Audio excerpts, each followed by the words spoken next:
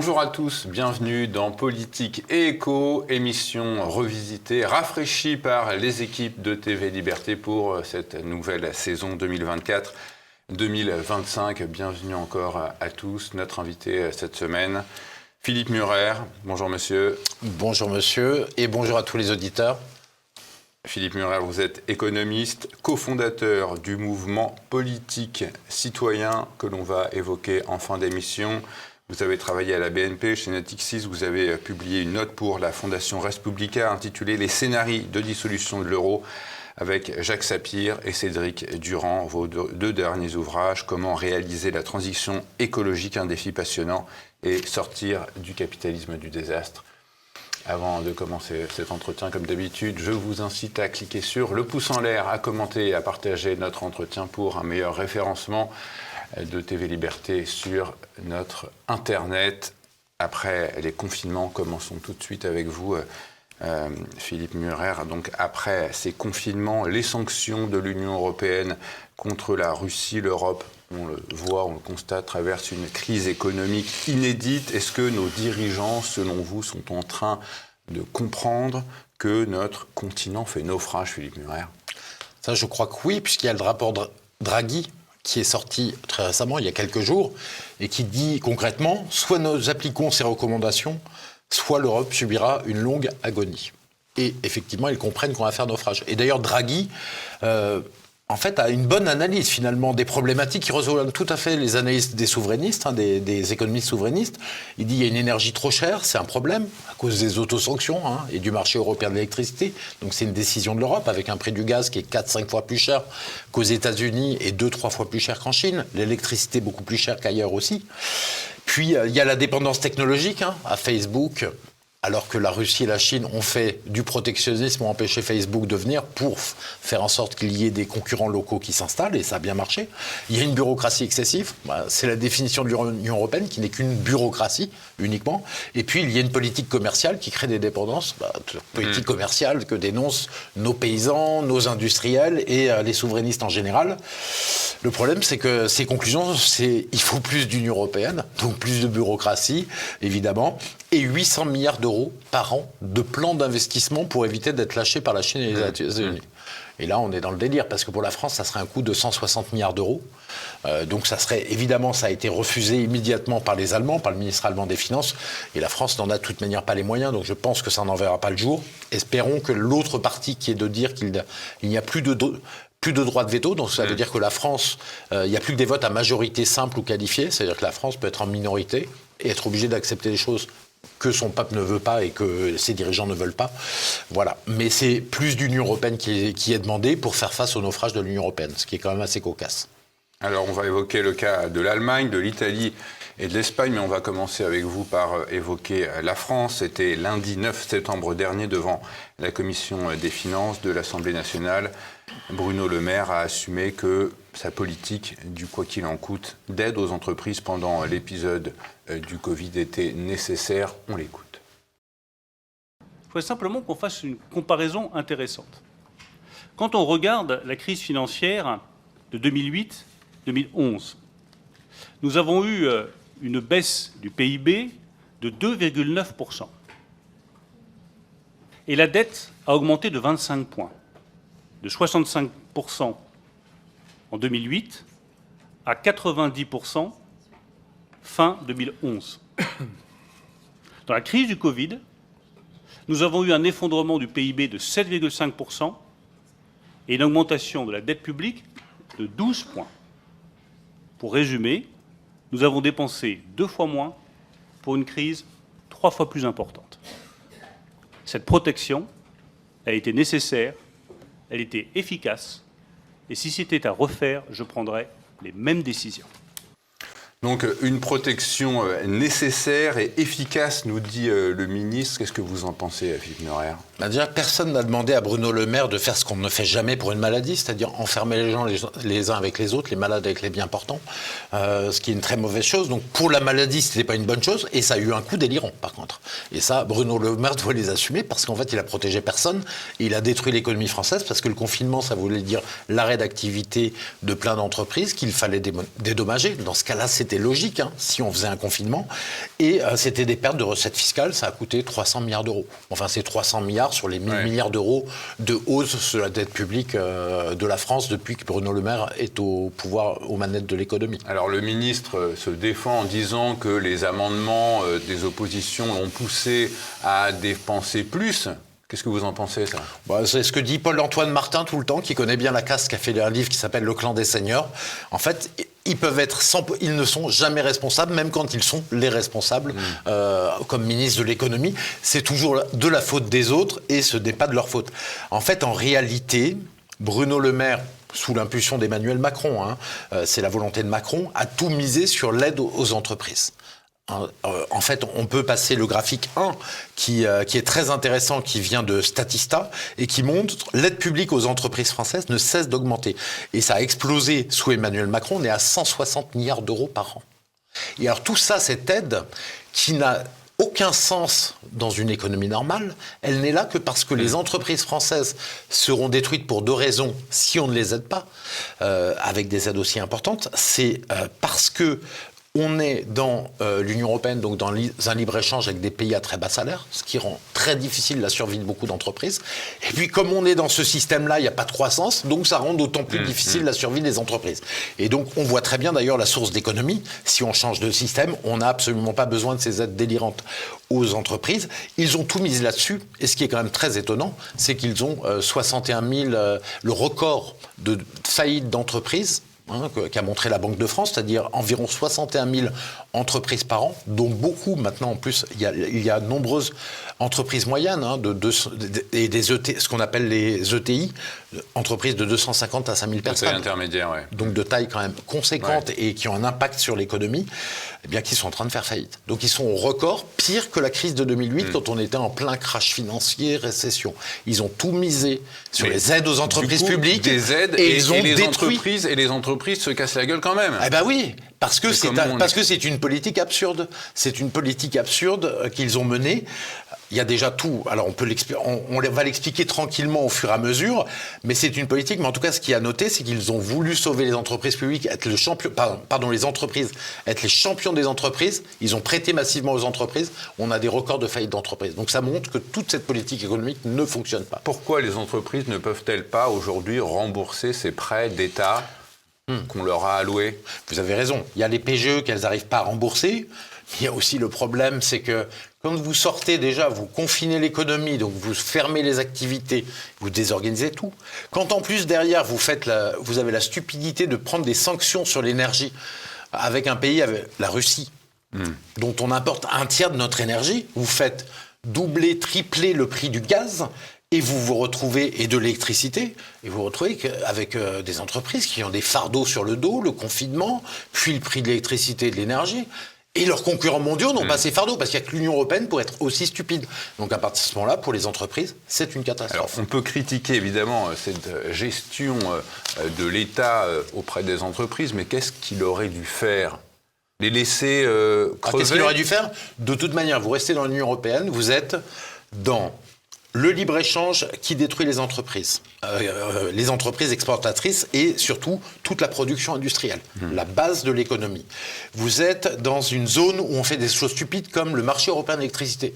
Au nom de la concurrence, on fait exploser, doubler le prix de l'électricité. Il faut bien comprendre qu'elle est produite à 6 centimes d'euros en France, en prix de revient. Elle était vendue à 12 centimes, elle est vendue maintenant à 25 centimes. Ouais. On sort du marché européen de l'électricité, on revient à 12. Toutes les factures divisées par 2. Vous imaginez comme ça va mieux. En plus de ça, vous avez une idéologie verte au pouvoir qui est assez délirante. On pourra en parler peut-être sur les voitures électriques. La façon dont c'est monté n'a pas de sens. Vous voyez, pour vous montrer la bêtise de ce système, sur les voitures électriques. Si sur les voitures électriques, ils avaient au moins l'intelligence de dire, elles sont un peu plus chères, ça on le sait. Par exemple, 10 000 euros plus cher, mais vous allez y gagner sur le carburant. Parce qu'on vous garantit qu'on impose des bornes avec un prix du carburant qui est raisonnable. Sauf que regardez ce que vous voyez de gens qui témoignent dessus, c'est que parfois vous rechargez l'électrique au prix d'un plein à essence qui est très taxé. Voilà, donc ces gens ne pensent à rien parce qu'ils croient que le marché va tout régler. Donc en fait, ils n'ont plus besoin de réfléchir. On va laisser les entreprises de marché mettre des bornes électriques partout, sur le domaine public, et le marché va tout régler. Ah ben non, le marché, certaines entreprises vont faire des prix très très élevés des recharges électriques, ce qui va condamner les voitures électriques, ce qui va enlever leur seul avantage. Donc voilà, tout est absolument comme ça dans l'Union européenne, et donc il n'y a pas de possibilité de s'en sortir. Après, leur politique a été particulièrement stupide, puisque c'était une politique de donner de l'argent aux plus riches. Il a détaxé les plus-values financières, qui sont maintenant taxées qu'à 30%. Excusez-moi, quelqu'un qui travaille est taxé à 45%. Plus-value financière, 30%. Ouais. L'exit tax, il a enlevé ce qui était les gens qui ont une entreprise en France et qui partent à l'étranger pour la vendre sans jamais payer d'impôts. Ça, eh ben, il l'a enlevé. Il a enlevé l'ISF, bon, en plus, uniquement pour les gens qui étaient très très riches, qui possèdent beaucoup d'actions. Voilà, donc aucun intérêt. Et puis il a fait tous ces cadeaux de cotisation sociale, mais qui n'étaient pas le sujet, quoi. Il fallait se battre pour sortir du marché européen de l'électricité. Il fallait se battre sur tout un tas d'autres domaines. Alors, après les sanctions de l'UE contre la Russie, la France et l'Europe ont subi une crise inflationniste avec la hausse des prix de l'énergie. Là encore, Bruno Le Maire, devant la commission des finances de l'Assemblée, a vanté son bilan. On l'écoute. Enfin, nous avons une troisième crise, l'inflation, avec la mise en place d'un bouclier tarifaire qui avait été décidé à l'époque par Jean Castex sur le gaz, sur l'électricité, qui nous a permis de mieux protéger nos compatriotes que la plupart des autres États européens, puisque nous avons eu une inflation globale, je parle bien globale, qui n'approchait pas les 15, 20 ou 25% qu'ont connus d'autres pays européens, même si, évidemment, sur les produits alimentaires en particulier, l'inflation a été particulièrement douloureuse et pénalisante pour nos compatriotes.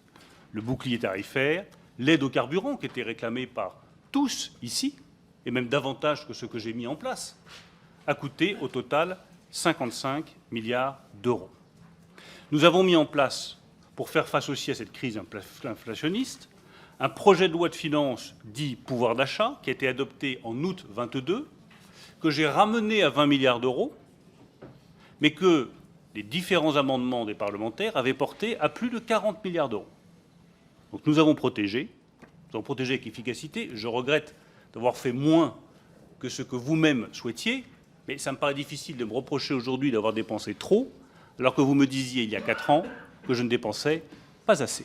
Alors, Philippe Murer, comment est-ce que vous jugez cette politique de lutte contre l'inflation du gouvernement ? Alors, il ne fallait pas faire monter l'inflation en ne faisant pas les sanctions déjà contre la Russie et le marché européen de l'électricité. Pas fermer Fessenheim qui a contribué, etc. Une fois qu'on est là, alors, l'inflation, quand vous avez cette inflation, vous êtes très embêté. Ce qu'ils ont fait n'est pas mauvais par rapport aux problèmes qu'ils ont eux-mêmes générés. N'oublions pas, débouclier l'énergie, c'était une bonne idée. Ça a permis d'éviter des problèmes qui ont été beaucoup plus importants dans d'autres pays d'Europe. Par contre, c'est le coût. 80 milliards d'euros. Donc, ils ont généré une crise inflationniste et derrière, les coûts, c'est 80 milliards d'euros. Et ça, on le retrouve dans le déficit public. L'autre problème, on le voit sur le graphique 2, c'est que les prix continuent à monter. Certes, l'inflation monte moins vite, ce qui veut dire que les prix montent moins vite, mais ils continuent à monter. On le voit sur le graphique 2, ils ont monté de façon énorme. Et en fait, ça a enlevé énormément de pouvoir d'achat aux Français. En fait, on le voit sur le graphique 3. En fait, on a donc le graphique 3, c'est un graphique qui montre la baisse du pouvoir d'achat et qui donne une chose intéressante. Vous voyez, la courbe bleue, c'est la courbe des salariés du secteur privé depuis 2017. Et la courbe verte, c'est la courbe des salariés des prix de l'INSEE. Donc vous avez l'impression, ça n'a pas beaucoup bougé, donc il n'y a pas de baisse de pouvoir d'achat. C'est ce que vous dit le gouvernement. Et là est l'astuce. C'est qu'en fait, la vraie inflation, c'est l'inflation que l'on est obligé de fournir à l'Union européenne, à l'organisme Eurostat. C'est l'INSEE qui le calcule. Et là, c'est l'inflation tout compris. L'inflation qu'on donne aux gens au jour le jour, qui sont annoncés sur tous les médias et par le gouvernement, c'est une inflation auquel on a enlevé tous les éléments qui montent beaucoup, pour qu'elle soit plus faible.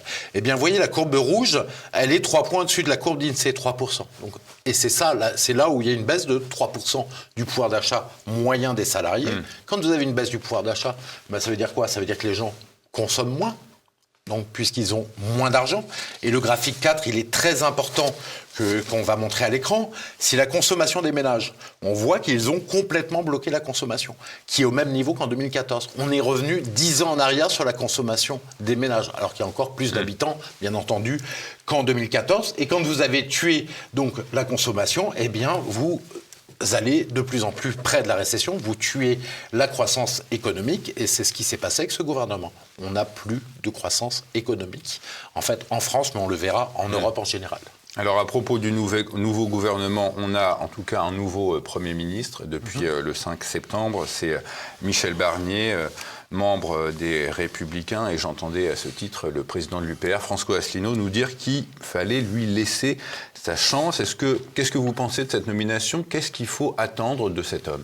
Alors, j'ai pas bien compris, je trouvais ça très étonnant, je l'ai écouté d'ailleurs moi aussi, tellement je la trouvais étonnante, cette annonce de Asselineau qui expliquait que c'était quelqu'un de bien, etc., et qu'il fallait lui laisser sa chance. Alors moi, j'ai un petit peu de mal, parce qu'effectivement, il est beaucoup plus élégant que la Macronie, qui est relativement vulgaire, et cynique. Il a un côté de l'ancien monde où il est poli, etc. Chiracien, poli, plutôt agréable, en tout cas, très clairement. Mais ils sont tout aussi néfastes, c'est parce qu'en fait, ils partagent la même idéologie. C'est-à-dire que c'est un clone d'Emmanuel Macron. Il est venu en plus, c'est un traître. C'est-à-dire qu'il est venu du Parti gaulliste. Il a fait son nid dans le Parti gaulliste quand c'était le plus grand parti de France, début des années 70. Mais maintenant, c'est plus De Gaulle, c'est Jean Monnet, c'est-à-dire l'ennemi de Gaulle.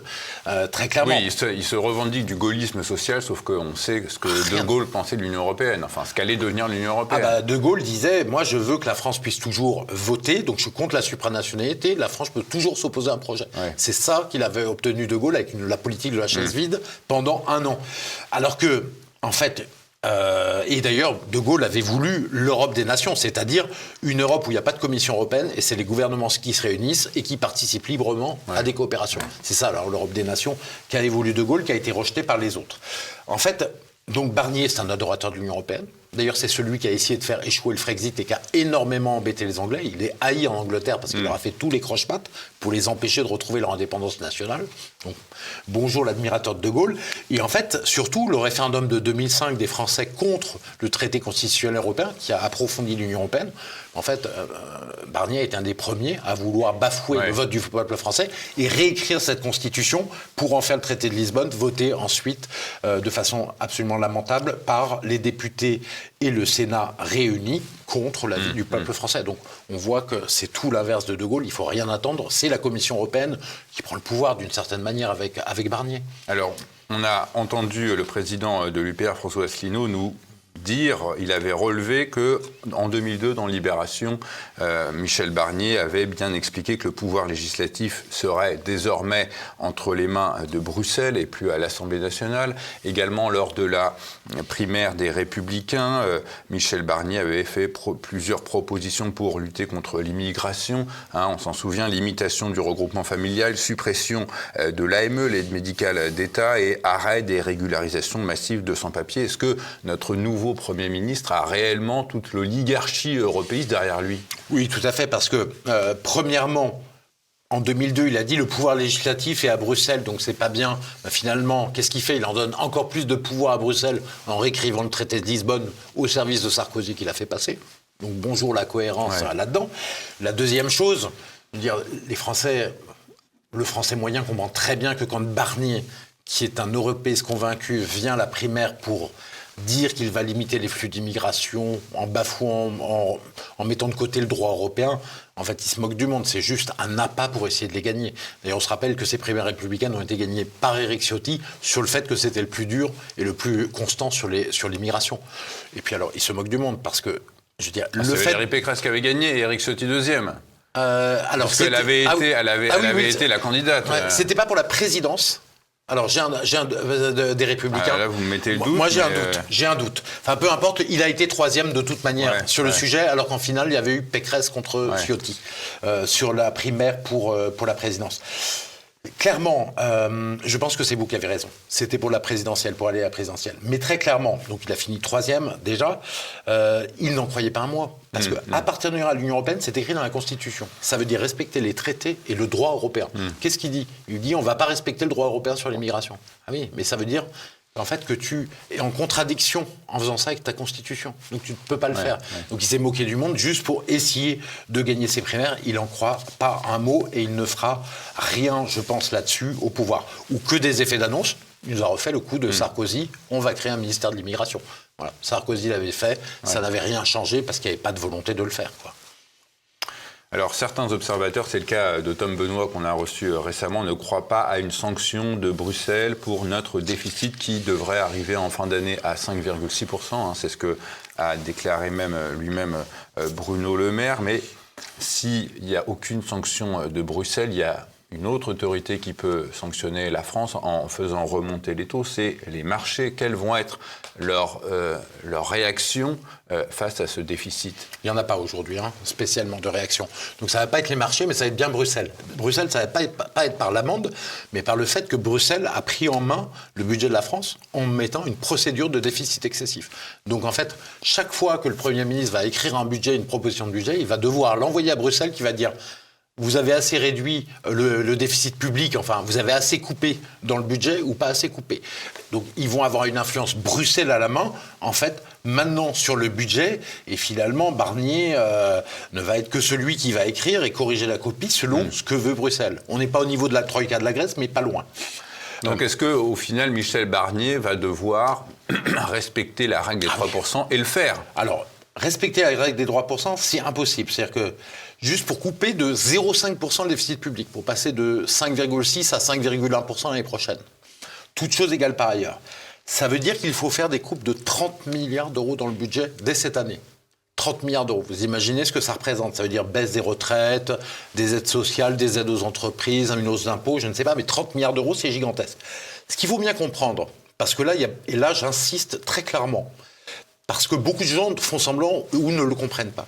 Chaque fois que vous coupez dans le budget, c'est pas comme une entreprise. Quand une entreprise, elle coupe dans son budget, elle baisse ses coûts pour s'ajuster. Effectivement, ça n'a pas d'influence sur le carnet de commandes de ses clients. Quand l'État coupe dans son budget, c'est moins de retraite, par exemple, donc moins de consommation, moins de PIB, moins d'activité pour la France. Ça peut être moins d'aide pour embaucher des salariés, donc ça va être moins d'activité aussi. Ça peut être une hausse d'impôts, donc moins de consommation et moins d'activité. Donc quand vous coupez 30 milliards d'euros le budget, vous êtes assuré d'avoir au minimum, c'est en fait plus, 30 milliards d'euros de baisse de PIB. À cause de cela. 1% de récession. Donc déjà, première chose, vous allez vers la récession. Deuxième chose, vous avez 30 milliards de baisse de PIB, taux de prélèvement autour de 50%, ça veut dire que vous avez 15 milliards de recettes en moins. Donc vous vous retrouvez avec seulement 15 milliards de réduction de déficit pour 30 milliards de coupes. 15 milliards de déficit, c'est 0,5% du PIB. Donc il faut faire, si vous faites 30 milliards de coupes, vous arrivez à baisser de 0,5% le déficit en créant une récession et vous n'êtes qu'à 0,5% de déficit. Il faut faire 5 fois ça pour arriver à revenir à 3%. Donc ça sera complètement impossible. La France ne reviendra jamais à 3% tant qu'elle est régie par cette politique économique. C'est impossible. On est réellement dans le mur. On n'a plus de croissance. Est-ce qu'un projet de loi de finances rectificatif pourra être abordé dans les semaines à venir? Je ne pense pas. Ils vont voter directement le budget. Ça, c'est clair. Puisque là, on est quand même... Le budget, il doit être remis normalement à l'Union européenne, qui va le juger le 20 septembre. Donc, le temps presse. Le gouvernement n'est même pas formé. On est on arrive autour du 15 septembre et le gouvernement n'est pas formé. Donc, ils n'auront pas le temps. Ils auront déjà à peine le temps de faire le budget. Le truc, ce que je vous disais, c'est fondamental. Donc, le graphique 5, on va voir, il n'y a plus de croissance en France et en Europe. Ça, c'est fondamental. Et ça fait longtemps que ça dure. Donc, la croissance en France, sous Macron, en moyenne, depuis fin 2019, c'est 0,5%. Moi, j'ai repris les calculs du PIB, j'en ai tiré la croissance moyenne, 0,5%. C'est mieux qu'en Allemagne. En Allemagne, c'est 0,02% en moyenne par an depuis 4 ans et demi. L'INSEE a indiqué le 9 septembre dernier que la croissance pour cette année devrait être de 1,1%. Peut-être, mais la moyenne depuis... Parce que c'est la moyenne de croissance depuis fin 2019, c'est ça. Donc il n'y a pas de croissance. 0,5%. C'est 0 par an. Virgule. En Allemagne, c'est 0,02%. Donc là, on est quasiment à 0 sur 4 ans et demi. C'est quelque chose d'unique. Donc on est dans une phase en France où d'un côté, Et en Europe, on n'a plus de croissance du tout. On est en croissance zéro. Et une phase où on nous dit, l'Union européenne, la Commission européenne nous dit, ce qui n'est pas complètement idiot, il faut couper dans les dépenses publiques. Donc ça veut dire qu'on va entraîner le pays vers la récession et on va se retrouver avec des problèmes qui vont s'accélérer. Le pays qui est dans une spirale. La France est et comme de la situation de la Grèce en 2011, elle va subir la situation de la Grèce. L'Union européenne va lui demander de couper les dépenses dans son budget. C'est ce qu'ils ont dit, en tout cas. Et à partir de ce moment-là, on va être dans une spirale de récession du PIB, avec une récession du PIB qui pourrait être, s'ils appliquent les règles, 6 ou 7% en 3 ans. Donc un désastre économique et un désastre financier. Mais quand on entend Bruno Le Maire nous dire que la France est le pays le plus attractif en termes d'investissement.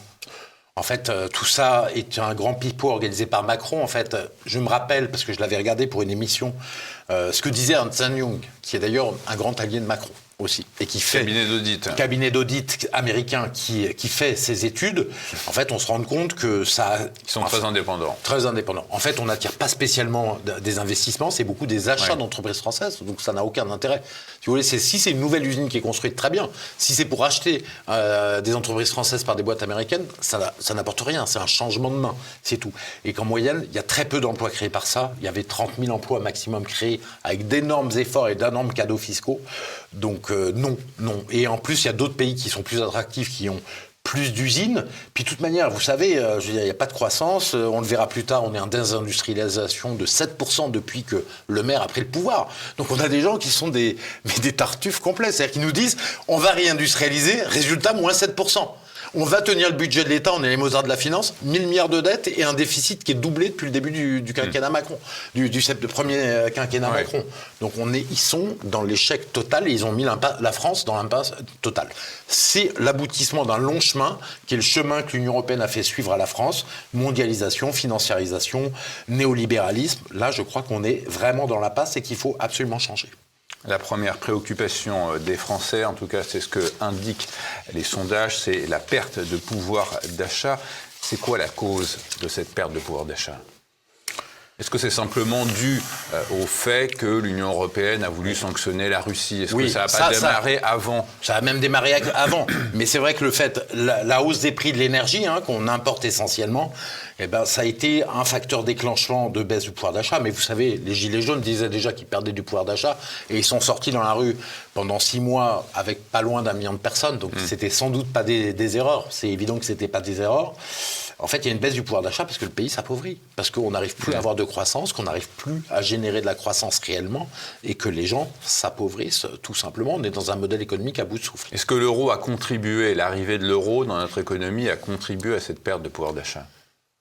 Très clairement, je veux dire, il y a eu déjà un petit effet, mais qui était très embêtant pour les gens. C'est-à-dire que le café est passé à tous les petits prix ont énormément augmenté, comme le café qui a énormément augmenté, des petits prix comme ça.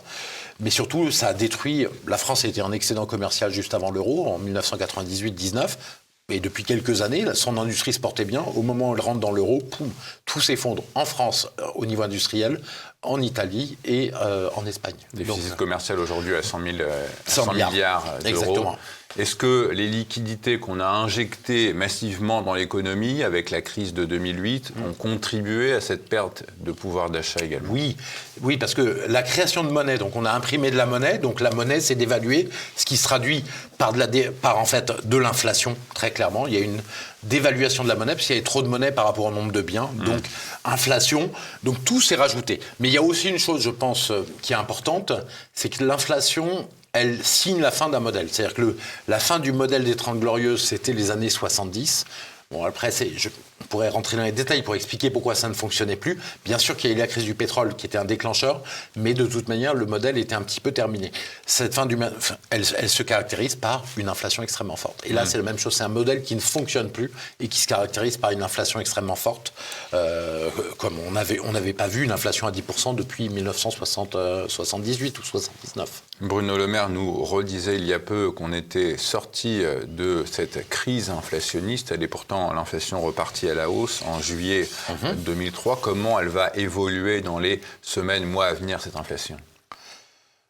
Cette inflation, a priori, elle va plutôt baisser parce que le cycle économique mondial est plutôt à la baisse, tant en France, on a vu pourquoi, en Europe en général, et aussi en Chine, qui va pas bien depuis 2 ans, on en parlera plus tard, et des États-Unis où tout est en train de se ralentir. Donc a priori, plutôt à la baisse, quoi, à quelques mois. En matière de création de richesse, on voit aussi que la France décroche par rapport à ses voisins européens. Comment vous expliquez, ça vient d'où le problème? Alors ça, c'est complètement faux. Ça, c'est un mythe qui circule en France, c'est faux. Alors, on va reprendre le graphique 5 sur la croissance du PIB, qui est quasi nul. Alors, vous voyez que l'Allemagne, c'est 0. Donc, l'Allemagne, qui était ce qu'on devait suivre, est à 0. Au Royaume-Uni, on est à 0,4. En France, la croissance moyenne, c'est 0,5. Italie, 0,9. Et Espagne, 1. Voilà. Donc, en fait, je veux dire, on est au milieu et tous les pays européens vont mal. L'Italie va un peu mieux, mais on verra que l'Italie, c'est une débâcle depuis 20 ans, donc c'est un tout petit artefact. Et l'Espagne, n'oublions pas qu'elle a le PIB qui est la moitié du PIB par habitant de l'Allemagne. C'est un pays qui est en rattrapage. Et puis surtout, l'Espagne a fait un petit effort, c'est qu'elle est sortie du marché européen de l'électricité, qui l'a aidé. En revanche, ça va mal en France, mais ça va partout mal. Donc, le graphique 6, on va le voir. Ça, c'est important aussi pour débunker ce que raconte Macron. C'est le chômage qui aurait été réduit. On le voit sur le graphique 6. En fait, il y a une toute petite baisse du chômage. Et ils appellent ça la fin du chômage et le quasi plein emploi. Donc, on se moque du monde. Ils ont créé... La croissance et le chômage, pour vous, c'est des chiffres marketing? Non, mais bon, ça peut être un peu traficoté. Et de plus en plus par des élites qui veulent faire croire que le modèle tient, alors qu'il ne fonctionne plus. Oui, donc, avant, on diffusait tous les mois les chiffres du chômage, c'est terminé, ça. Si, ils les ont remis tous les mois, mais ça change tout le temps. Hein, mais on les retrouve maintenant tous les mois, alors qu'ils avaient arrêté pendant une période, c'est vrai. Mais de toute manière, voilà. Donc...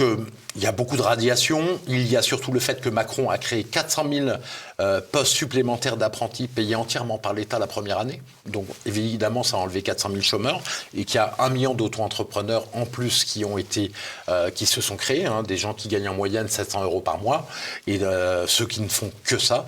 Et donc, on se retrouve avec une baisse du chômage qui est relative. Des petites boîtes comme ça qui ferment au bout de 3 mois, quoi.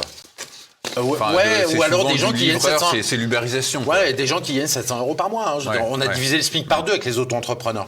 Autre point, le déficit public, c'est un problème partout. C'est le graphique 7. Le déficit public de la France, il paraît gigantesque. Hein.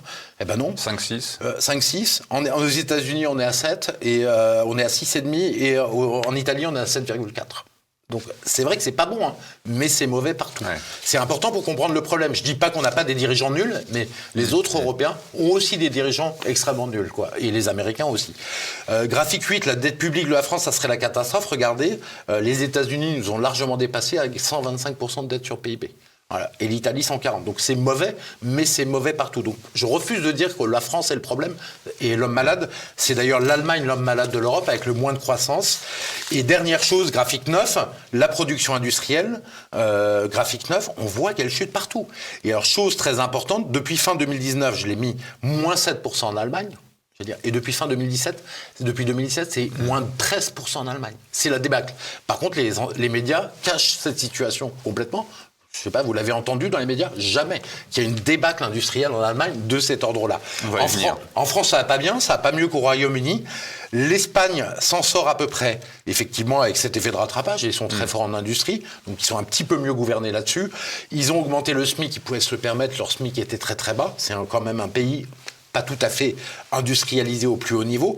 Et ils ont à peu près bien géré. Et puis l'Italie qui s'en sort un peu mieux temporairement sur les 4 dernières années, mais en moyenne, s'en sort pas. Par contre, les États-Unis, on voit, s'en sortent beaucoup mieux que nous sur l'industrie. Donc, on voit qu'il y a un problème, en fait, qui est un problème européen, en fait, global, et non un problème français.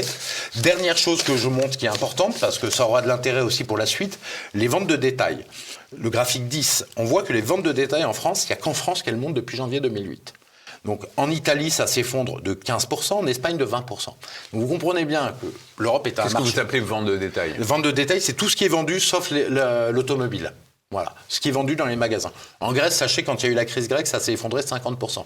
Quand la Troïka est venue, il a tout coupé au niveau coupe budgétaire, 50%. C'est-à-dire que les gens dépensaient la moitié de moins dans les magasins. Donc pourquoi ça repart alors? Alors, compliqué. Je vous l'explique. Ouais. Je finis le raisonnement et je vous l'explique si vous voulez. Je vais vous le dire tout simplement. C'est-à-dire qu'ils ont tellement appauvri les Grecs, tellement baissé les salaires, ils sont plongés au fond du trou. Maintenant, ils arrivent à remonter un tout petit peu du trou. Mais ils sont très très loin d'avoir remonté au niveau de 2011. Et les gens se sont appauvris le système. Mais ce qu'il faut comprendre dans ces ventes de détail, ce qui est important, c'est la consommation, l'essentiel de la consommation.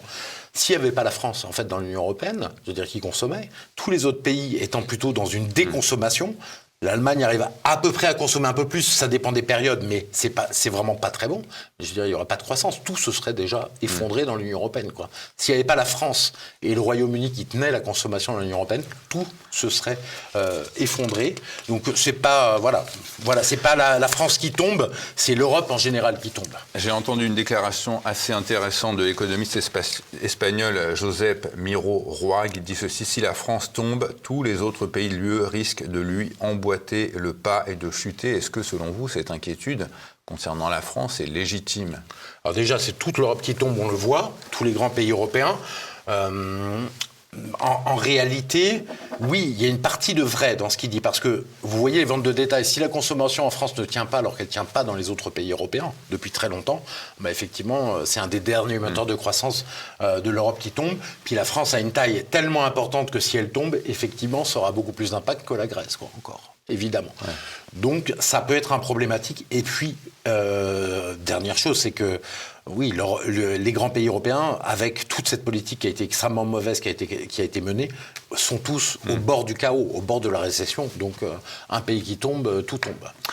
Passons outre-Rhin avec vous, Philippe Meurer. En Allemagne, le chancelier Scholz a jugé qu'il est temps d'intensifier les efforts en faveur de la paix. Il a même invité le président Poutine à participer au prochain forum, au prochain sommet sur la fin de la guerre, avec l'accord d'ailleurs du président ukrainien. Qu'est-ce que signifie selon vous ce retournement de veste, cette nouvelle orientation ? Moi, je dirais que là-dessus, ça correspond aux élections au Brandebourg, aux élections en Saxe et en Thuringe. On sait que l'AfD, excusez-moi, est arrivée première en avec Thuringe. 33% en Saxe et en Thuringe, soit première, soit égalité. Et en fait, le parti socialiste allemand, le SPD, donc de Scholz, lui est à 7% ou 6%, donc on est à des scores extrêmement bas. C'était le premier parti d'Allemagne à égalité que la CDU. Et je pense que c'est une déclaration purement pour dire, bon, vous votez pour l'AfD et puis le parti d'extrême gauche contre la guerre en Ukraine, à 45%, arrêtez de voter pour eux pour les prochaines élections au Brandebourg. Donc c'est un signal envoyé pour éviter de se prendre une nouvelle déculottée aux élections. Est-ce que aussi c'est un cri d'alarme des industriels ? On voit que la voiture électrique, c'est en train de plomber l'industrie automobile allemande. On voit aussi que les secteurs pharmaceutiques et chimiques sont dans des difficultés. BASF menace déjà de délocaliser en Asie. Est-ce que les industriels aussi allemands ont tiré la sonnette d'alarme vraiment ? Ouais, ça fait longtemps. Oui, ils l'ont attiré un peu plus fort parce qu'en fait, l'Allemagne va très mal au niveau de l'industrie. On le voit sur le graphique 11. Et là, par contre, très important, la chute de l'industrie allemande, ça commence pas aujourd'hui avec les prix de l'énergie. Ça commence pas en 2022, ça commence en 2017. Et depuis, on a une baisse de 12% tendancielle de l'industrie allemande. Alors, effectivement, rajouter une couche avec l'énergie avec une énergie chère, avec une industrie qui est en train de s'affaiblir, c'est vrai que c'est une catastrophe. Je veux dire, c'est très mauvais. Et ça met un peu le dernier clou dans le cercueil. Mais la réalité, c'est qu'il y a beaucoup de délocalisations qui se font en Chine. Il y a une partie qui se fait en Pologne, mais il y en a aussi beaucoup en Chine. Et l'Allemagne est en train d'être complètement attaquée sur son secteur automobile par le secteur automobile chinois. Sur place, ils sont en train de perdre des parts de marché fondamentales. Et même les Chinois commencent à en gagner un peu en Europe et dans le monde entier. Donc le problème, il vient de là. Donc l'Allemagne, de toute manière, est dans une impasse. Et c'est l'homme malade de l'Europe et non la France. L'homme le plus malade de l'Europe, c'est l'Allemagne. Et ils sont dans une impasse totale parce qu'en plus, ils ont un problème démographique majeur. Ils perdent 250 000 habitants par an si on exclut, au minimum, si on est donc 1 million tous les 4 ans, ce qui est gigantesque, si on exclut en fait les flux d'immigration. Donc ils sont vraiment dans une impasse avec des problèmes majeurs. Comment ils vont les résoudre, je ne vois pas trop. Autre explication possible, c'est Carsten Bresky, responsable mondial de la recherche macroéconomique chez ING. Il estime que c'est la montée du populisme qui serait responsable de la situation en Allemagne.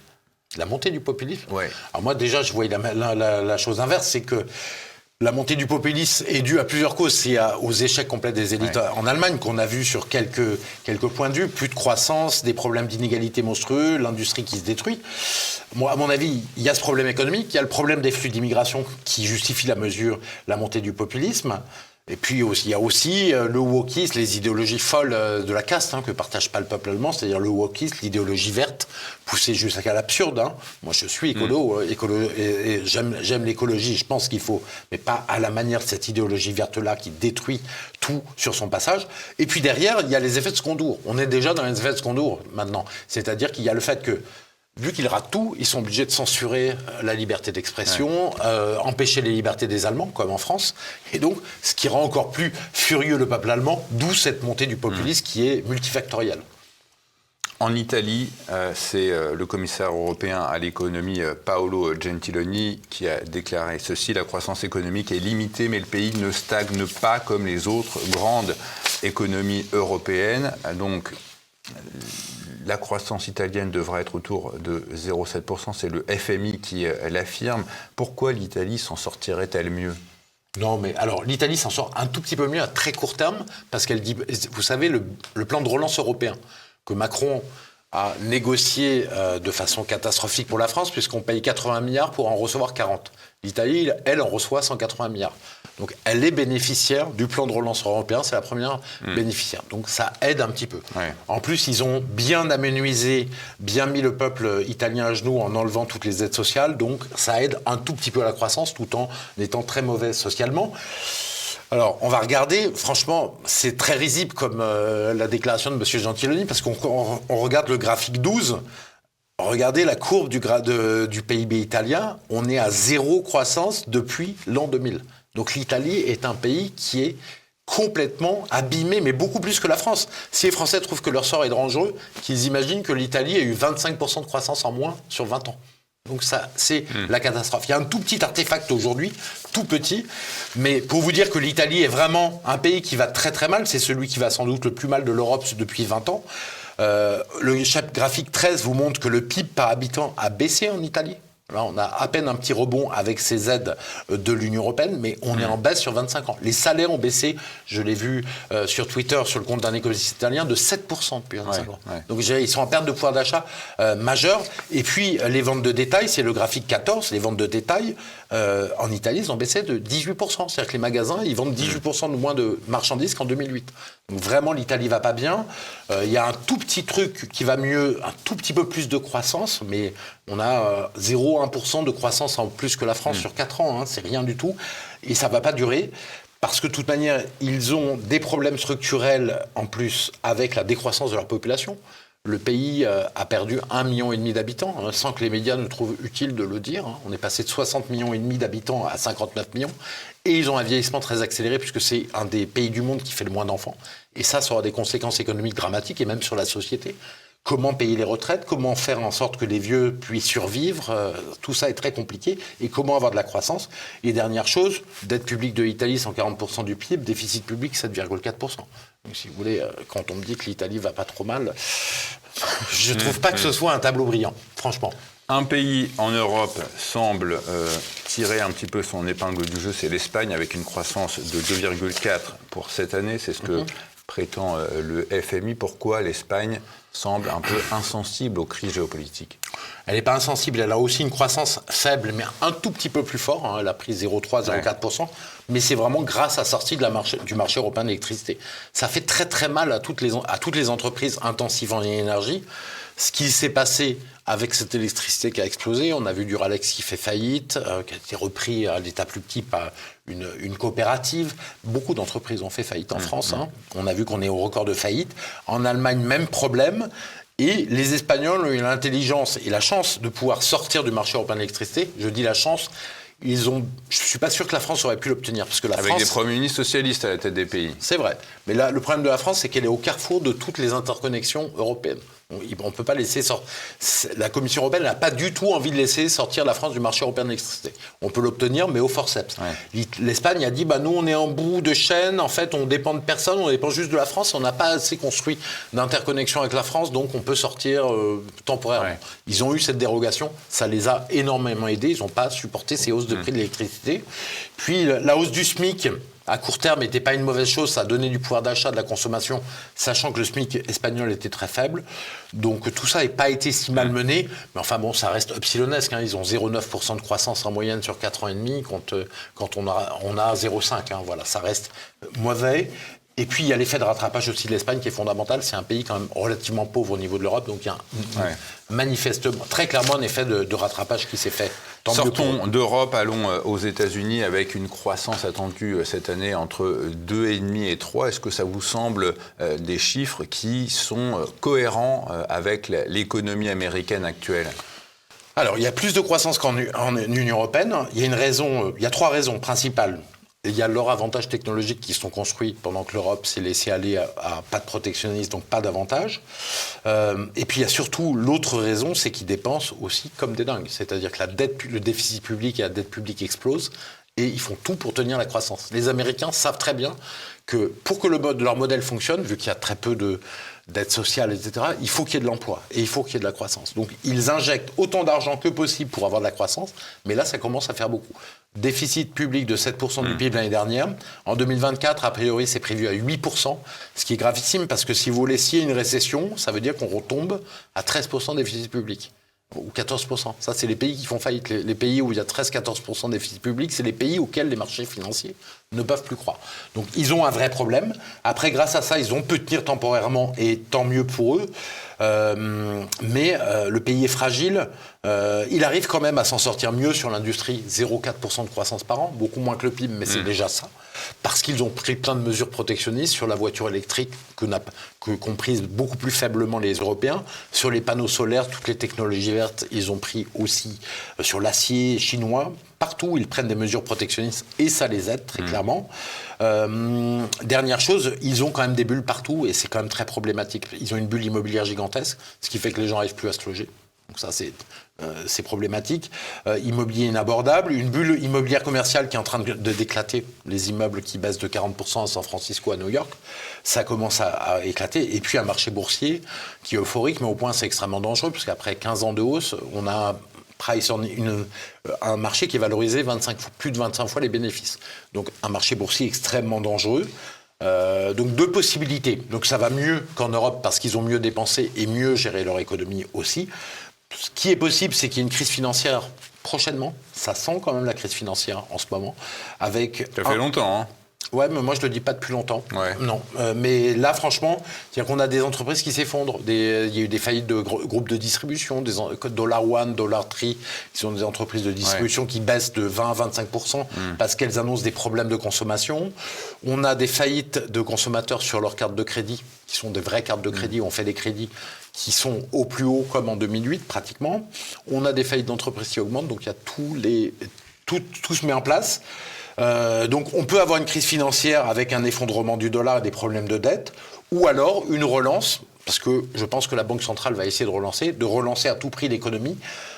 Après, on verra et ça tiendra encore quelques temps à ce moment-là, avec, par contre, derrière, des risques encore plus élevés, puisqu'ils seront encore plus gonflés les bulles, des risques d'hyperinflation cette fois-ci. On va évoquer la Chine, mais pour en terminer... Juste un petit point, pardon, j'aurais dû le dire. Sur les États-Unis, ce qui est très intéressant, c'est qu'il y a 2 tiers des Américains qui se sentent, alors qu'il y a 2% de croissance, qui se sentent en récession, le pays. C'est-à-dire que pour eux, ils sont en situation de récession.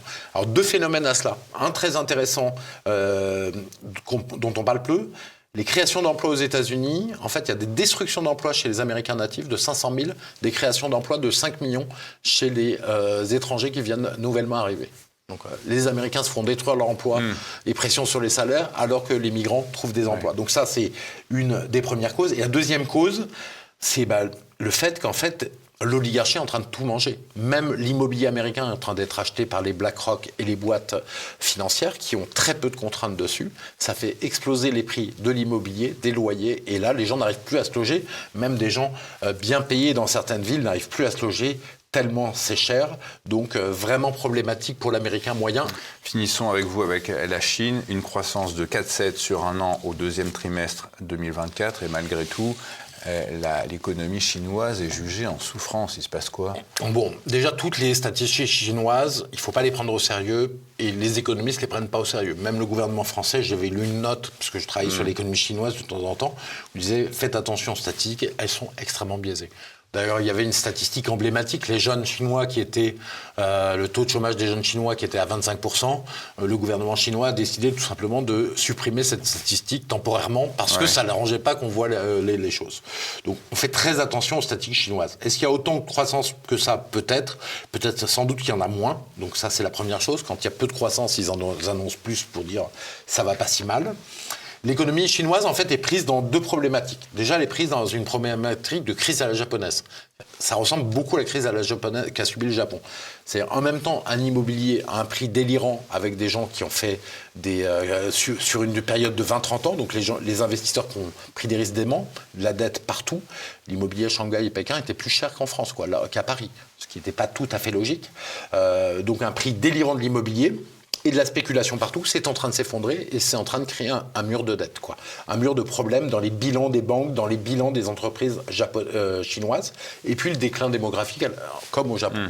Donc ça, ces deux problèmes-là sont... Est-ce que vous êtes en train de nous dire, Philippe Murer, c'est que dans le monde entier, que ce soit en Occident ou dans un pays comme la Chine, tout est en train de s'effondrer? Ah oui, mais vous savez, là, j'ai lu récemment, et j'ai vérifié, les jeunes Chinois sont déprimés, comme les jeunes occidentaux. C'est ce modèle néolibéral imposé par les Américains de mondialisation et de financiarisation qu'a foutu, en fait, l'économie mondiale par terre et même le moral des gens par terre. Parce qu'on nous dit que les BRICS, tout va bien, dédollarisation, etc. Pas du tout.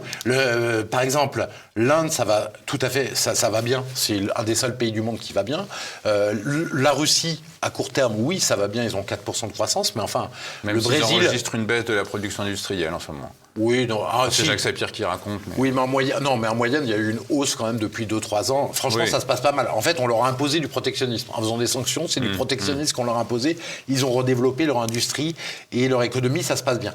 Mais en moyenne, dans le monde, ça se passe mal. Ouais, non, mais à tel point, et j'ai lu plusieurs articles et j'ai essayé de croiser les sources, les jeunes Chinois, il y a deux mots qu'ils disent, c'est-à-dire rester couché et